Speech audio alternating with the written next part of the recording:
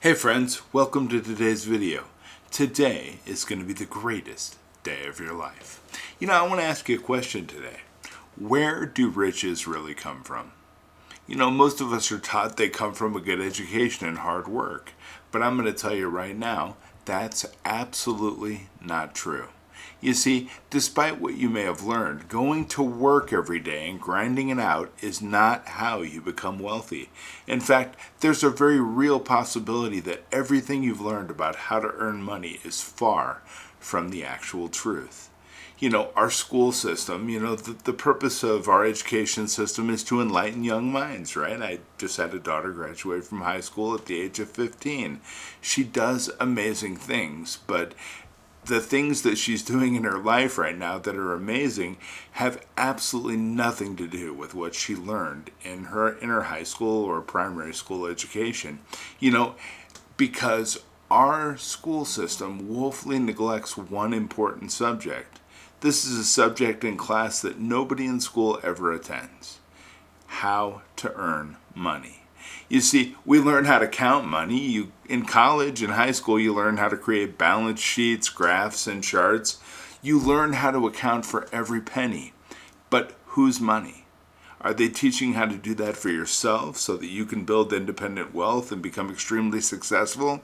Or are they teaching you these skills so you understand how to utilize them to count other people's money? People who own businesses, the movers and the shakers, the people who employ you and give you a living. And when you go to school and they're teaching you how to count other people's money, they're not showing you how to earn money. And as a result, you can have a doctorate degree in economics in America and still end up being homeless or broke. You see, there's always been a small select group, it's about 3% of our population, that understands that consciousness is the primary cause of wealth, namely prosperity consciousness. You see, here's where the problem lies. This small group of people keep it in the family. And like most people, they pass what they know and their prosperity consciousness down through the generations. Now, while virtually anyone can be taught how to become wealthy, the sad truth in America is that 97 out of every 100 people live their entire lives without ever learning how to actually earn money. And to perpetuate this problem, which I think is completely ridiculous, they pass their ignorance along from one generation to the next. And the problem is that most people never learn that that's a truth. You see? And that's very, very sad to me. Everybody has the ability to be successful. Everybody has the ability to step up. I want you to think about something. Think of your own personal experience. I know I had this experience when I was growing up. If you're having money problems today, 9 times out of 10, I guarantee you, your parents probably had similar money problems, and their parents did as well. You see, it's generational. We pass what we know. I know how to start businesses, how to be successful, how to come on YouTube every day and share that knowledge. Well, I'm not just sharing that knowledge with you, I'm sharing it with my daughters, so they have the ability to go out and replicate the circumstances I've been able to create for our family up until this point in time. What did your parents pass on to you? And what are you passing on to your children? All I can tell you is that whatever it is, whatever you tell your children to become, or whatever you share with them, is exactly what they're going to be. And that's going to be their circumstance unless they decide to make a change as an adult. You see, age, knowledge, or experience are completely irrelevant when it comes to earning money. Money is actually a reward you receive for the services that you render. And the more valuable the service, the greater the reward. You see, thinking of ways you can be of greater service will not only help you earn more money, it will also enable you to grow intellectually and spiritually. And these are some of the things we talk about here. You already know that. I don't think I need to get any deeper on that. But like everything else in life, this knowledge that we share between us and give to our children is setting the stage for the success or the troubles that they have later in life. And the whole thing is it's very important that we understand that the thoughts, feelings, and actions that we express in life are the seeds that we're sowing. We sow those seeds in our own minds. We sow those seeds in the minds of our children as well. And these conditions and circumstances and things that come into your life are the harvest that you reap because of the seeds you sow. You see, many people just want to get rich quick. A lot of people want to get something without giving something. I'm going to tell you a secret. When you attempt to get something without giving, you're trying to reap the harvest without sowing the seeds. It's kind of like going over to the fireplace, asking for heat, and then putting the wood in later. You see, you can't do that. You got to do the work. You got to put the wood in first. You got to light the fire. You got to get the fire going before you can get the heat from the fire. The same goes with life. We need to sow the right seeds in order to reap the right harvest. And if you attempt to get money without giving or providing a service, you're just not going to get there. You see, ultimately it will not work. And so when hearing our rewards in life will always match our service, most people will nod their heads and say, yes, that's certainly true. Then they go on their merry way and never realize, for the most part, how their every thought and action is affected by that truth. You see, another way to look at it is karmic law. It's giving. Whatever you put out, you'll get back, right? It's the law of giving and receiving. And you see, giving means to let go of, to completely abandon. And unfortunately, most people have been conditioned to trade, such as trading their time for money, rather than freely giving their time for a reward. You see, the problem with trade, most people work a W-2 job and they trade their time for money. The problem is you never get the life you want because you only have so much time and they're only willing to give you so much money. So if you find yourself in that type of a circumstance, as most people do, you have to be able to step out and create your own circumstance, create the environment that you want, So instead of working hard, we should understand that we're here to give and to serve each other. And money is a reward that we receive for that service. Because you see, abundance is something we magnetize ourselves to. We draw it into our lives and every aspect of our lives.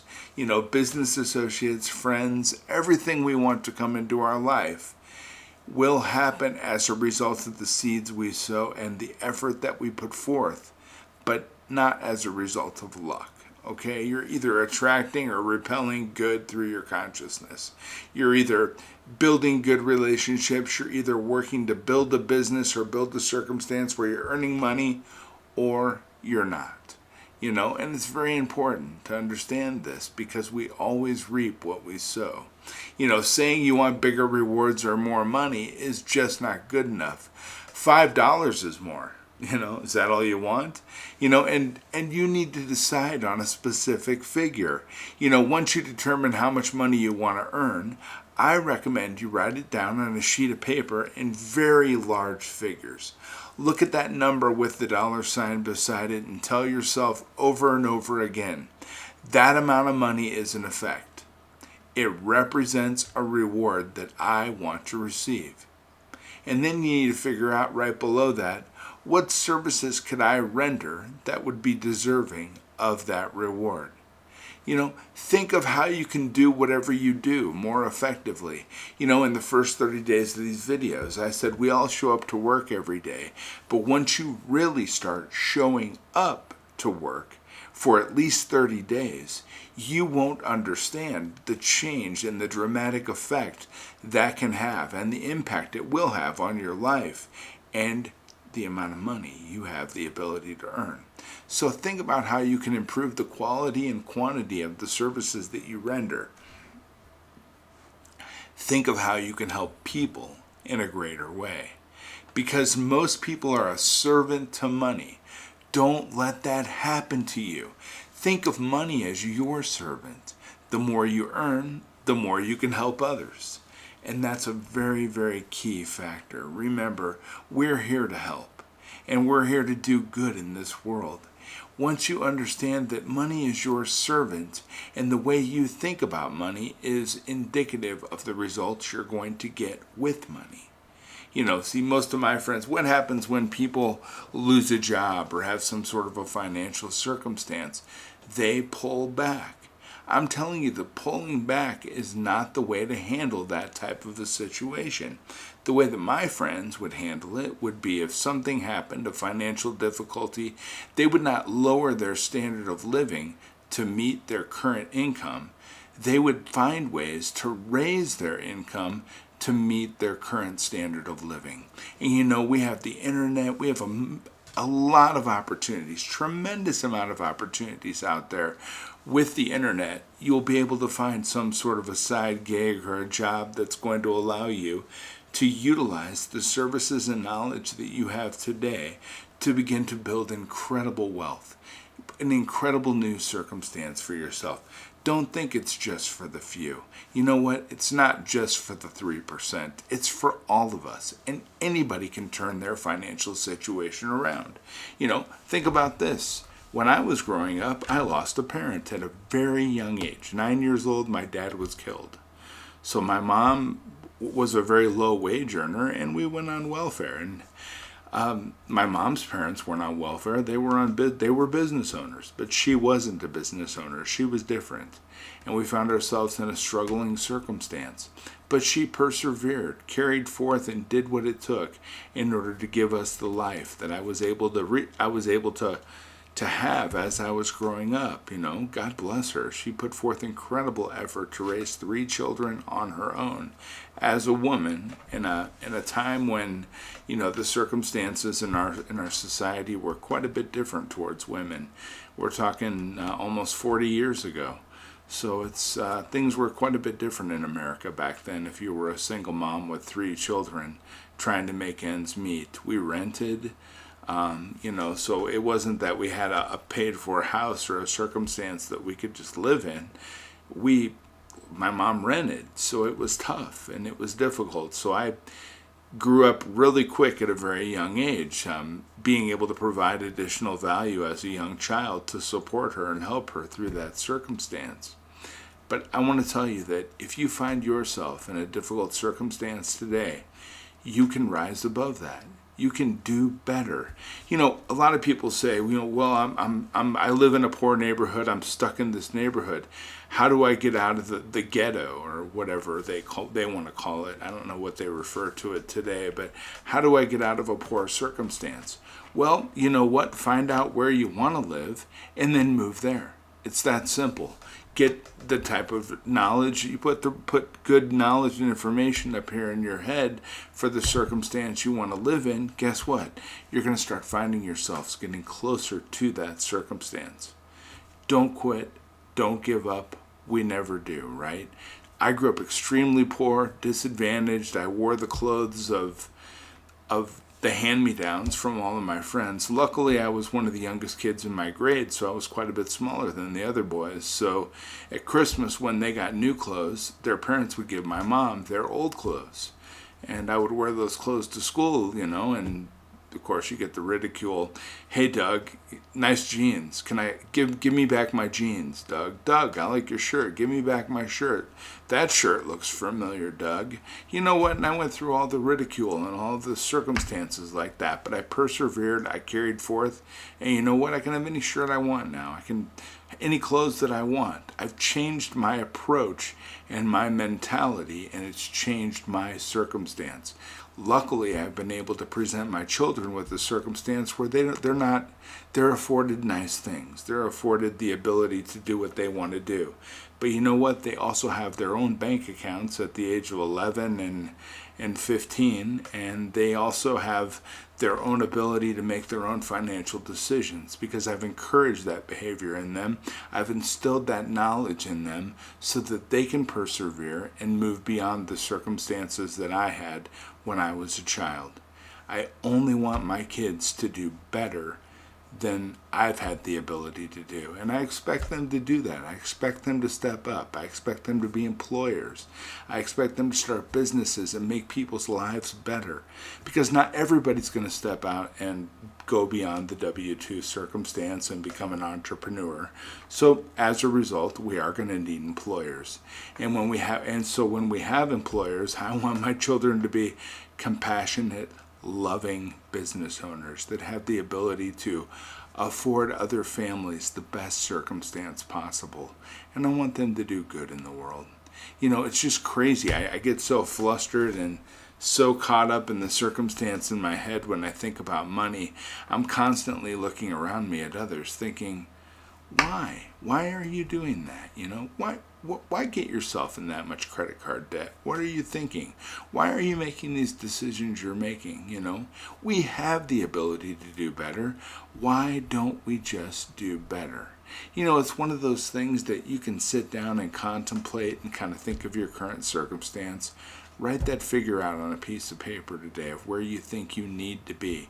And you know what? Wherever you think you need to be, that's exactly where you should be, in my opinion.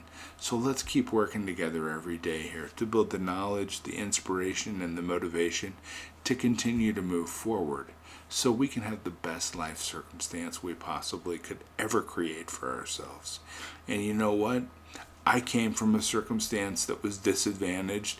The stars weren't aligned for me, but I had the ability to change my stars. And you know what?